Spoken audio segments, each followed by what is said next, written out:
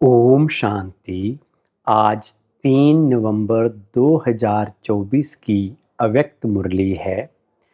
ये revise course है 25 अक्टूबर 2002। मुरली का सार है ब्राह्मण जीवन का आधार, प्योरिटी की रॉयल्टी।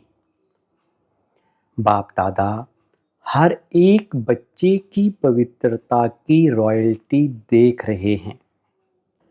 ब्राह्मण जीवन की रॉयल्टी है ही प्योरिटी, तो हर एक बच्चे के सिर पर रूहानी रॉयल्टी की निशानी, प्योरिटी की लाइट का ताज देख रहे हैं। आप सभी भी अपने प्योरिटी का ताज, रूहानी रॉयल्टी का ताज देख रहे हो। पीछे वाले भी देख रहे हो। कितनी शोभनिक ताजधारी सभा है ना पांडव? आज चमक रहा है ना? ऐसी सभा देख रहे हो ना? कुमारियाँ, ताजधारी कुमारियाँ हो ना? बाप दादा देख रहे हैं कि बच्चों की रॉयल फैमिली कितनी श्रेष्ठ है। अपने अनादि रॉयल्टी को याद करो। जब आप आत्माएं परम धाम में भी रहती हो, तो आत्मा रूप में भी आपकी रूहानी रॉयल्टी विशेष है। सर्व आत्माएं भी लाइट रूप में हैं, लेकिन आपकी चमक सर्व आत्माओं में श्रेष्ठ है। याद आ रहा है परम धाम, अनादि काल से आपकी झलक फलक न्यारी है। जैसे आकाश में देखा होगा, सितारे सभी चमकते हैं, सब लाइट ही हैं, लेकिन सर्व सितारों में कोई विशेष सितारों की चमक न्यारी और प्यारी होती है। ऐसे ही सर्व आत्माओं के बीच आप आत्माओं की चमक, रूहानी रॉयल्टी, प्योरिटी की चमक न्यारी है। याद आ रहा है ना? फिर आदि काल में आओ, आदि काल को याद करो, तो आदि काल में भी देवता स्वरूप में रूहानी रॉयल्टी की पर्सनैलिटी कितनी विशेष रही। सारे कल्प में देवताई स्वरूप की रॉयल्टी और किसी की रही है? रूहानी रॉयल्टी, प्योरिटी की पर्सनैलिटी याद है ना? पांडवों को भी याद है। याद आ गया। फिर मध्या काल में आओ, तो मध्या काल द्वापर से लेकर आपके जो पूज्य चित्र बनाते हैं, उन चित्रों की रॉयल्टी और पूजा की रॉयल्टी द्वापर से अभी तक किसी चित्र की है?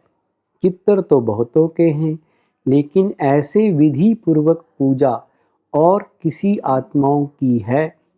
चाहे धर्म पिताएं हैं, चाहे नेताएं हैं, चाहे अभिनेताएं हैं, चित्र तो सबके बनते, लेकिन चित्रों की रॉयल्टी और पूजा की रॉयल्टी किसी की देखी है? डबल फॉरेनर्स ने अपनी पूजा देखी है? आप लोगों ने देखी है या सिर्फ सुना है? ऐसे विधि पूर्वक पूजा और चित्रों की चमक, रूहानियत और किसकी भी नहीं हुई है, ना होगी। क्यों? प्योरिटी की रॉयल्टी है, प्योरिटी की पर्सनैलिटी है। अच्छा, देख लिया अपनी पूजा? नहीं देखी हो तो देख लेना। अभी लास्ट में संगम युग पर आओ, तो संगम पर भी सारे विश्व के अंदर प्योरिटी की रॉयल्टी ब्राह्मण जीवन का आधार है। प्योरिटी नहीं तो प्रभु प्यार का अनुभव भी नहीं, सर्व परमात्म प्राप्तियों का अनुभव नहीं। ब्राह्मण जीवन की पर्सनैलिटी प्योरिटी है, और प्योरिटी ही रूहानी रॉयल्टी है। तो आदि अनादि, आदि मध्य और अंत, सारे कल्प में ये रूहानी रॉयल्टी चलती रहती है। तो अपने आप को देखो।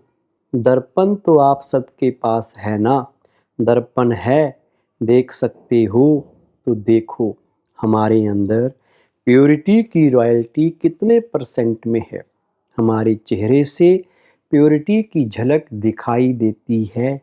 चलन में प्योरिटी की फलक दिखाई देती है। फलक अर्थात नशा। चलन में वो फलक अर्थात रूहानी नशा दिखाई देता है। देख लिया अपने को, देखने में कितना समय लगता है, सेकंड ना, तो सभी ने देखा अपने को। कुमारियां, झलक फलक है, अच्छा है सभी उठो खड़े हो जाओ। कुमारियां लाल पट्टा लगाकर बैठी हैं जिस पर लिखा है एक व्रता। सुंदर लगता है ना। एक व्रता का अर्थ ही है प्योरिटी की रॉयल्टी। तो एक व्रता का पाठ पक्का कर लिया है, वहाँ जाकर कच्चा नहीं कर लेना। और कुमार ग्रुप उठो, कुमारों का ग्रुप भी अच्छा है। कुमारों ने दिल में प्रतिज्ञा का पट्टा बांध लिया है, इन्होंने तो बाहर से भी बांध लिया है। प्रतिज्ञा का पट्टा बांधा है कि सदा अर्थात निरंतर प्योरिटी की पर्सनैलिटी में रहने वाले कुमार हैं। ऐसे हैं, बोलो जी हाँ, नांजी या हाँ जी, या वहाँ जाकर पत्थर लिखेंगे थोड़ा थोड़ा ढीला हो गया। ऐसे नहीं करना। जब तक ब्राह्मण जीवन में जीना है तब तक संपूर्ण पवित्र रहना ही है, ऐसा वायदा है। पक्का वायदा है तो हाथ हिलाओ।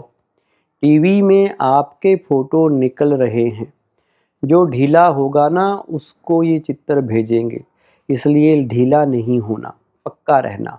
हाँ पक्के हैं, पांडव तो पक्के होते हैं, पक्के पांडव, बहुत अच्छा।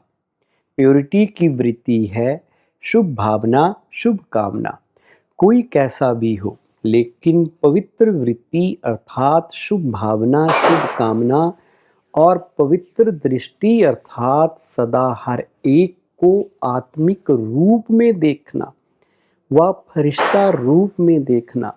तो वृत्ति, दृष्टि और तीसरा है कृति अर्थात कर्म में।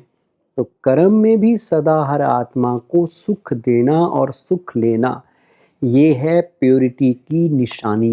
वृत्ति, दृष्टि और कृति, तीनों में ये धारणा हो। कोई क्या भी करता है, दुख भी देता है, इंसल्ट भी करता है, लेकिन हमारा कर्तव्य क्या है? क्या दुख देने वाले को फॉलो करना है या बाप दादा को फॉलो करना है? फॉलो फादर है ना, तो ब्रह्मा बाप ने दुख दिया या सुख दिया? सुख दिया ना, तो आप मास्टर ब्रह्मा अर्थात ब्राह्मण आत्माओं को क्या करना है? कोई दुख देवे तो आप क्या करेंगे? दुख देंगे? नहीं देंगे? बहुत दुख देवे तो, बहुत गाली देवे, बहुत इंसल्ट करे तो थोड़ा तो फील करेंगे या नहीं? कुमारियाँ फील करेंगी थोड़ा। तो फॉलो फादर, ये सोचो मेरा कर्तव्य क्या है, उसका कर्तव्य देख अपना कर्तव्य नहीं भूलो। वो गाली दे रहा है, आप सहनशील देवी, सहनशील देव बन जाओ। आपकी सहनशीलता से गाली देने वाले भी आपको गले लगाएंगे। सहनशीलता में इतनी शक्ति है, लेकिन थोड़ा समय सहन करना पड़ता है। तो सहनशीलता के देव व देवियाँ होना हो, सदा यही स्मृति रखो, मैं सहनशीलता का देवता हूँ, मैं सहनशीलता की देवी हूँ। तो देवता अर्थात देने वाला दाता। कोई गाली देता है, रिस्पेक्ट नहीं करता है, तो किचड़ा है ना कि अच्छी चीज़ है, तो आप लेते क्यों हो? किचड़ा लिया जाता है क्या? कोई आपको किचड़ा देवे तो आप लेंगे? नहीं लेंगे ना। तो रिस्पेक्ट नहीं करता, इंसल्ट करता है, गाली देता, आपको डिस्टर्ब करता, तो ये क्या है? अच्छी चीज़ें हैं, फिर आप लेते क्यों हो? थोड़ा थोड़ा तो ले लेते हो, पीछे सोचते हो नहीं लेना था। तो अभी लेना नहीं, लेना अर्थात मन में धारण करना, फील करना।